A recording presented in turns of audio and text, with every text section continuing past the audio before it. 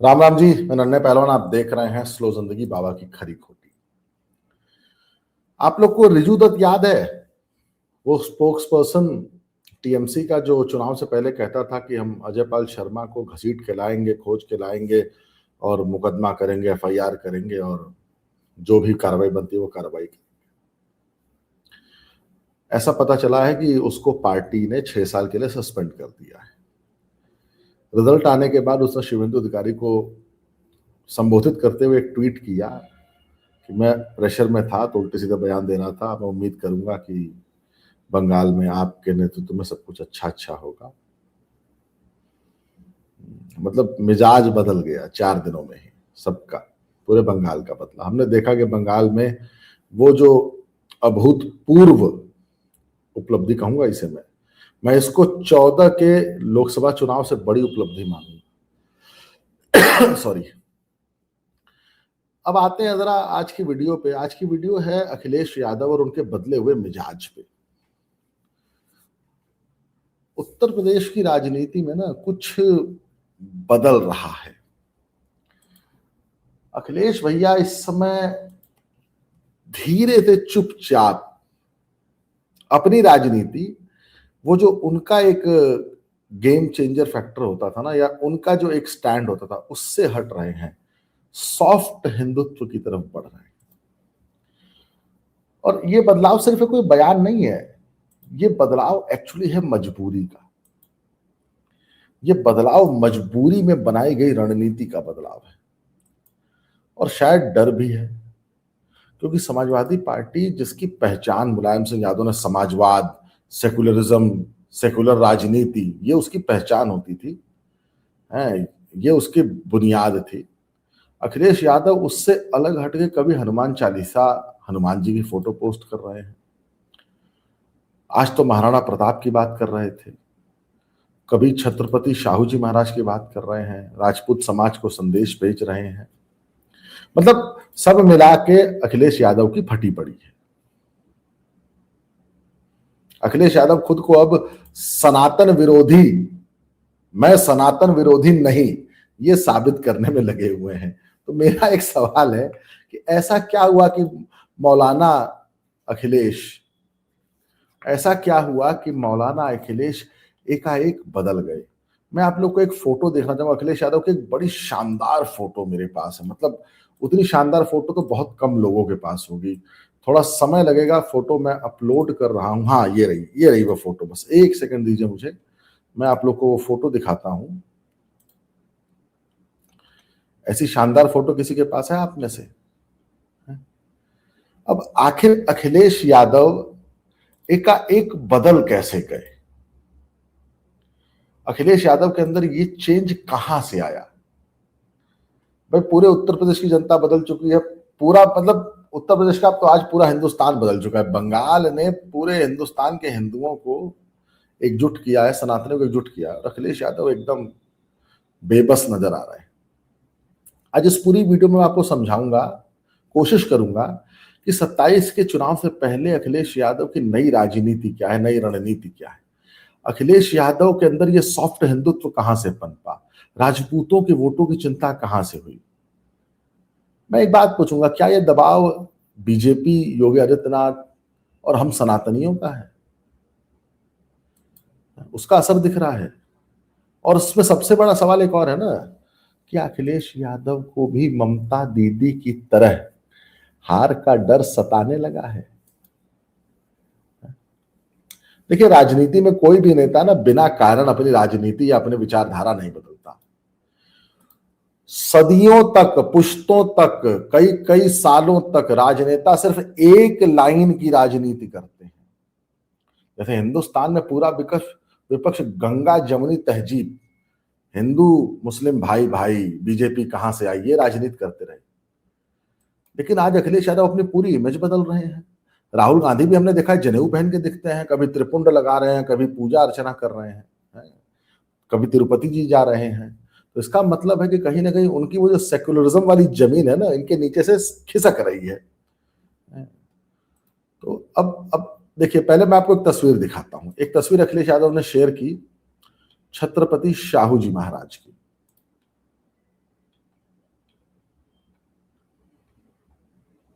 ये उनकी पुण्यतिथि पे मतलब सामाजिक न्याय के प्रणेता, मतलब क्या बात, मतलब इसमें भी सामाजिक न्याय ले आए, इसमें भी पीडीए घुसा दिए। शाहू जी महाराज की पुण्यतिथि पे 2 या 3 दिन पहले की बात है, उनको श्रद्धांजलि अर्पित कर रहे थे, नमन कर रहे थे। ऐसा क्या हुआ? आम आदमी बोल सकता है इसमें गलत क्या है, इसमें गलत कुछ नहीं है, लेकिन राजनीति में ना एक्चुअली टाइमिंग सबसे इंपॉर्टेंट होती है। टाइमिंग से मेरा कहना है कि अचानक से वो अखिलेश यादव जो बाबर, अकबर और मुगलों की बात करते थे, वो हिंदुओं की बात कब से करने लग गए? अचानक हिंदू आइकॉन्स की बात कैसे करने लग गए? अच्छा, सिर्फ एक बार नहीं हुआ, अखिलेश यादव इधर लगातार 3-4 दिनों से हिंदुइज्म की बातें कर रहे हैं, सनातन की बातें कर रहे हैं। इसका मतलब अखिलेश यादव को यह समझ आया है ना कि अब समाजवादी पार्टी और अखिलेश को यह समझ आया है कि सिर्फ यादव प्लस मुसलमान वोट से सत्ता नहीं मिलेगी। यूपी में देखिए यादव आबादी सीमित है, मुसलमान आबादी भी सीमित ही है, उन दोनों को मिलाकर आप कभी सत्ता में नहीं आ सकते। और बीजेपी ने जो मोदी जी के नेतृत्व में, योगी जी के नेतृत्व में एक काम बहुत अच्छा किया है कि उन्होंने नॉन यादव ओबीसी को अपने साथ जोड़ा। कुर्मी, निषाद, मौर्य, लोधी, सैनी, कश्यप और तमाम ओबीसी की जातियों को सिर्फ जोड़ा नहीं, रिप्रेजेंटेशन दिया, कैबिनेट में जगह दी। सबसे बड़ी बात है, कैबिनेट में जगह दी। मोदी जी खुद ओबीसी समाज से आते हैं, केशव मौर्य, अनिल राजभर, ओम प्रकाश राजभर और ऐसे तमाम बड़े नेता हैं जिनको आप ये सोचिए कि सिर्फ जगह नहीं दी, इनको बड़ा स्थान दिया, बड़ा कर दिया। और अब समाजवादी पार्टी को समझ आ रहा है ना कि यूपी में बीजेपी ने पूरा नैरेटिव सेट कर दिया और अगर इन जातियों को वापस नहीं ला पाए तो जीत नहीं सकते। तो अखिलेश यादव को समझ आ रहा है कि 27 हाथ से निकल सकता है। अब इसीलिए शाहू जी महाराज की राजनीति शुरू हुई है। अब जरा एक दूसरी तस्वीर देखिए, अखिलेश यादव ने हनुमान जी के तस्वीर पोस्ट की, ट्वीट किया, उसकी 2 लाइनें भी, हनुमान चालीसा की 2 लाइनें भी उसमें है। सब सुख लहे तुम्हारी सरना, तुम रक्षक काहू को डरना, संकट में हनुमान छोड़ावे, मन कर्म वचन ध्यान जो लावे। आप सोचिए, हनुमान चालीसा की लाइनें, वो समाजवादी पार्टी का सोशल मीडिया इसे पोस्ट कर रहा है। वो समाजवादी पार्टी जिन्होंने वर्षों तक एंटी सनातन नैरेटिव चलाया, वो समाजवादी पार्टी जिन्होंने राम को काल्पनिक बताया, ऐसे लोगों के साथ बैठे जो सिर्फ तुष्टिकरण की राजनीति करते रहे। बीजेपी ने एक्चुअली ना सारा नैरेटिव शिफ्ट कर दिया, चेंज कर दिया। बीजेपी ने ग्राउंड पे एक ऐसा नैरेटिव सेट किया कि इनको एंटी हिंदू, एंटी सनातनी, मतलब इनको एंटी भारत बना दिया। देखिए, राम मंदिर आंदोलन के बाद, कश्मीर के बाद, सीए के बाद, एनआरसी के बाद है, और सबसे बड़ी बात योगी मॉडल के बाद, यूपी में राजनीति में हिंदू तो सिर्फ आइडियोलॉजी नहीं रहा है, एक इमोशन बनाया बीजेपी ने। और अगर कोई पार्टी ओपनली एंटी हिंदू दिखती है तो उसको तो बहुत बड़ा नुकसान हो सकता है, और हमने देखा है। बंगाल इसका लेटेस्ट रिजल्ट है। तो आप देख रहे हैं ना कि कैसे अखिलेश यादव ओपनली हिंदू सिंबल्स को यूज कर रहे हैं। उनको पता है, राहुल गांधी मंदिर जा रहे हैं, जनेऊ पहन रहे हैं, राहुल गांधी मतलब पूजा अर्चना करते दिखते हैं, अखिलेश यादव हनुमान जी की तस्वीर इस्तेमाल कर रहे हैं, हनुमान चालीसा पढ़ रहे हैं। हनुमान चालीसा पढ़ के अखिलेश यादव ना हिंदू वोटों को अगर सोच रहे हैं कि वो कंसोलिडेट हो जाएगा उनके साथ, तो ऐसा नहीं होने जा रहा है।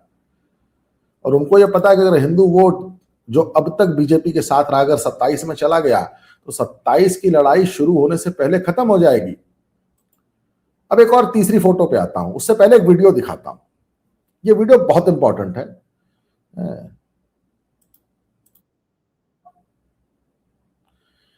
ये समाजवादी पार्टी के एक सांसद हैं, रामजी लाल सुमन इनका नाम है। पहले इस आदमी की इस धूर्तता को सुनिए, उसके बाद अखिलेश यादव पे आऊंगा। एक तो ये बीजेपी के लोगों का तकिया कलाम हो गया है सभापति महोदय कि मुसलमान इनमें बाबर का डीएनए है। उप सभापति महोदय, मैं जानना चाहूंगा कि बाबर का डीएनए मुसलमान में है। हिंदुस्तान का मुसलमान तो बाबर को अपना आदर्श मानता नहीं है, वो तो मोहम्मद साहब को अपना आदर्श मानता है, सूफी संतों की परंपरा को अपना आदर्श मानता है। लेकिन सभापति महोदय, मैं जानना चाहूंगा कि बाबर को लाया कौन? बाबर को इब्राहिम लोदी को हराने के लिए राणा सांगा लाया था।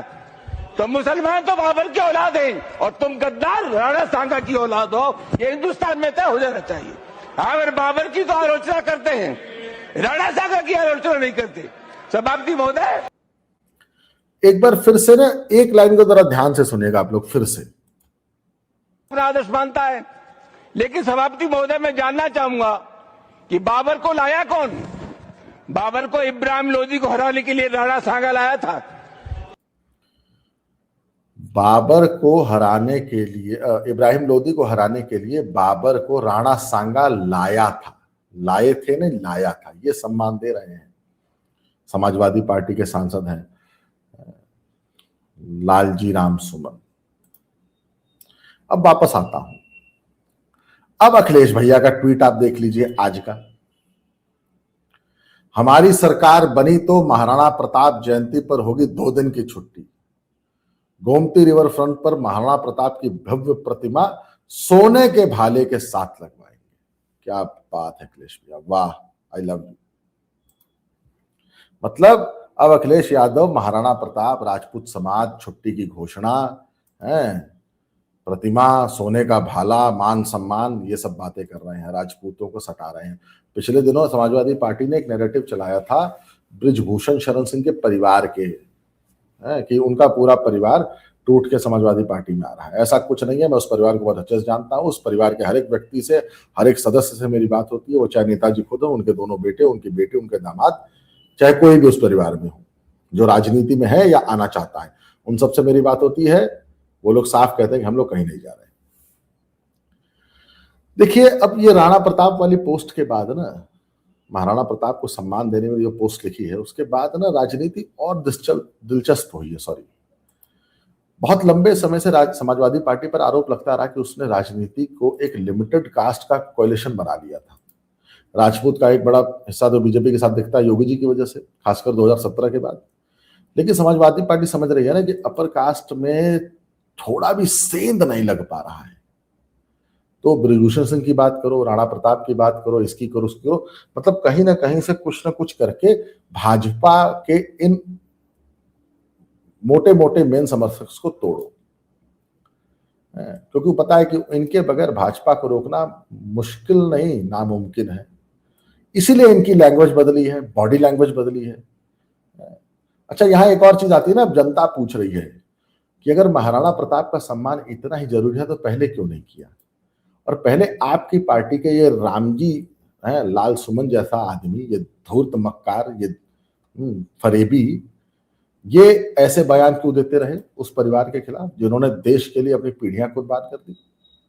जब आज सनातन की बात हो रही है तो आप हिंदू प्रतीकों से इतनी दूर क्यों थे? आज आप हनुमान जी को लेके पोस्ट कर रहे हो, राणा प्रताप को लेके कर रहे हो, शाहू जी महाराज को लेके कर रहे हो, और आप ही थे ना जो मंदिर की राजनीति पे तंज करते थे, राम मंदिर पे तंज कसते थे। आपकी समस्या सिर्फ एक इमेज की नहीं है, आपकी प्रॉब्लम है क्रेडिबिलिटी, और भाजपा यही आपके ऊपर हमला करेगी। योगी आदित्यनाथ पता क्या कहेंगे? वो तो साफ कहेंगे कि जो कल तक राम विरोधी थे आज वोट के लिए राम भक्त हैं, और ये नैरेटिव 2027 में बीजेपी का सबसे बड़ा हथियार बनेगा। इस बात को जानिए अखिलेश कि ये बीजेपी के लिए सबसे बड़ा हथियार बनने जा रहा है कि आपको एंटी सनातनी घोषित करेगी बीजेपी। और एक और महत्वपूर्ण बात समझिए अखिलेश भाई, आपको सिर्फ बीजेपी से डर नहीं है, आपको डर हर एक सनातनी से होना चाहिए। ये सन 90 वाला आपके पिताजी वाला यूपी नहीं है कि जहां चुनाव जाति समीकरण से तय हो जाते थे, वोट खरीद दिए जाते थे, बूथ लूट लिए जाते थे। अब चुनाव साफ हो रहे हैं, निष्पक्ष हो रहे हैं, और पैरामिलिट्री के सामने हो रहे हैं। तो आपकी गुंडागर्दी, आपकी वो बूथ लूटने वाली पॉलिसी चलेगी नहीं। और आजकल तो भाजपा देखिए चुनाव जो लड़ रही है ना, कई लेयर्स में लड़ती है ना। सबसे पहले भाजपा के पास एक बहुत बड़ा, जो भाजपा का सबसे बड़ा जो उसका एजेंडा है हिंदुत्व का, राम मंदिर हमारा एजेंडा था, हमने उसको बनाया। उसके अलावा राष्ट्रवाद, उसके अलावा यूपी में कानून व्यवस्था, आपके पिताजी ने एक बयान दिया था, लड़के हैं, लड़कों से गलती हो जाती है। एक बच्ची की अस्मिता लूटी गई थी, उस पर आपके बाप ने ये बयान दिया था। और बताऊं, देखिए कहते हैं ना, जैसी को तैसी है, बोया पेड़ बबूल का तो आम कहां से खाए या फल कहां से खाए। आपकी पत्नी को समाजवादी पार्टी के कार्यकर्ताओं ने समाजवादी पार्टी की रैली में हुट किया और डिंपल यादव को कहना पड़ा कि भैया से जाके तुम लोग की शिकायत करो। और उसके बाद बुलडोजर, बस आपके घर नहीं चल रहा है, बहुत जल्दी आपके यहां भी चले। बुलडोजर अपने आप में एक बहुत बड़ा मुद्दा है अखिलेश भैया, इस बात को ध्यान रखिएगा। उसके अलावा केंद्र और राज्य की लाभार्थी योजनाएं, आपके जमाने में वो सारी योजनाएं मिलती थी सिर्फ और सिर्फ एक जाति विशेष को, एक धर्म विशेष को।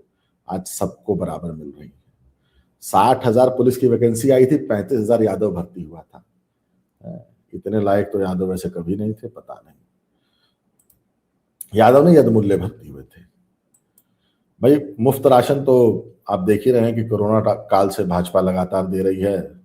महीने में एक बार केंद्र से मिलता है, एक बार राज्य से मिलता है, तो राशन भी अपने आप में गरीब आदमी के लिए बहुत इंपॉर्टेंट चीज है। इन सब के अलावा महिलाओं का वोट, घर की देवी का वोट, गरीब का वोट, अति पिछड़े का वोट, उसके अलावा बीजेपी का डिजिटल प्रचार, और सबसे बड़ी बात है जिसमें आप बहुत पीछे हैं कि आज हिंदू युवा सबसे पहले खुद को हिंदू बताता है, फिर अपनी जाति बताता है, पर आपके समर्थक अपने आप को यदमुल्ला बताते हैं या मुल्ला बताते हैं। फर्क ये है, बीजेपी की सबसे बड़ी ताकत है कि उसने आपको प्योर कास्ट पॉलिटिक्स में फंसा दिया और अपने वो देश की, राष्ट्र की डेवलपमेंट की राजनीति करती रही, और आप यहीं फंस गए। आप यहीं, आपकी पार्टी को यही सबसे बड़ा खतरा है। और देखिए, जो आप बहुत ज्यादा ये सॉफ्ट हिंदुत्व कर रहे हैं ना, कहीं मुसलमान छटक न जाए अखिलेश भैया, दिक्कत मुझे ये भी है। हिंदू वोट तो बीजेपी को जा रहा है, कहीं आपका अपने आप को हिंदू दिखाने के चक्कर में जो आपका एक बहुत बड़ा वोट है एम समीकरण, कहीं वो न हिल जाए। क्योंकि हिंदुत्व की पूरी लाइन पे आप चल नहीं पाएंगे, सेक्युलर की पूरी लाइन पे आप चल नहीं पा रहे हैं। आप बहुत, वो कहते हैं ना, अधजल गगरी छलकत जाए। आप बीच मझधार में फंस गए हैं। दो नाव की सवारी करने के चक्कर में आप पक्का डूबेंगे, मुझे लग रहा है। पुरानी सेक्युलर लाइन पे जा नहीं पा रहे हैं, पूरा हिंदुत्ववादी आप बन नहीं पा रहे हैं, कंफ्यूज हो गए हैं। कभी पीडीए की बात करते हैं, कभी हनुमान जी की पोस्ट कर रहे हैं, कभी हनुमान जी की बात कर रहे हैं, कभी राजपूतों की बात कर रहे हैं, कभी राणा सांगा की बात कर रहे हैं। तो एक बात पहले आप कंफर्म हो जाइए कि 27 की तैयारी में आपका असली मतलब आप करना क्या चाहते हैं, आपकी स्ट्रैटेजी क्या होगी।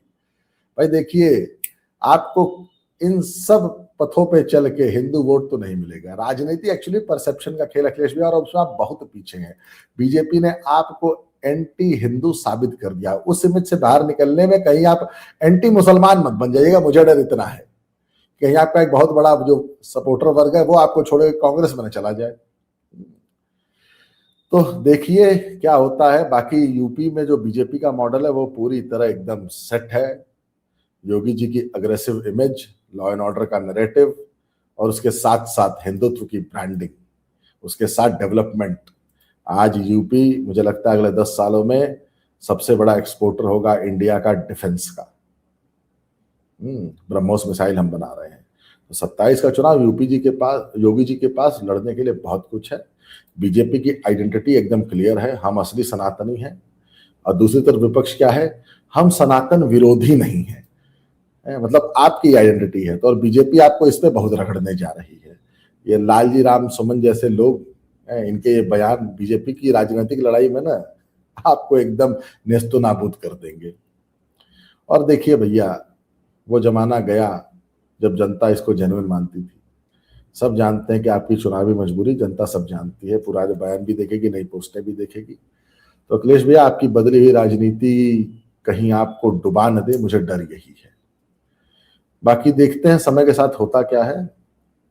आप यदमुल्ला से अगर हिंदू बन जाए तो मैं आपका स्वागत करूंगा, लेकिन मुझे लगता नहीं है, क्योंकि आप लोभी हैं, आप अवसरवादी हैं। अगर आपको वीडियो पसंद आई है तो वीडियो को लाइक कीजिए, वीडियो को शेयर कीजिए, वीडियो को चैनल को सब्सक्राइब कीजिए। तब तक के लिए जय श्री राम, हर हर महादेव।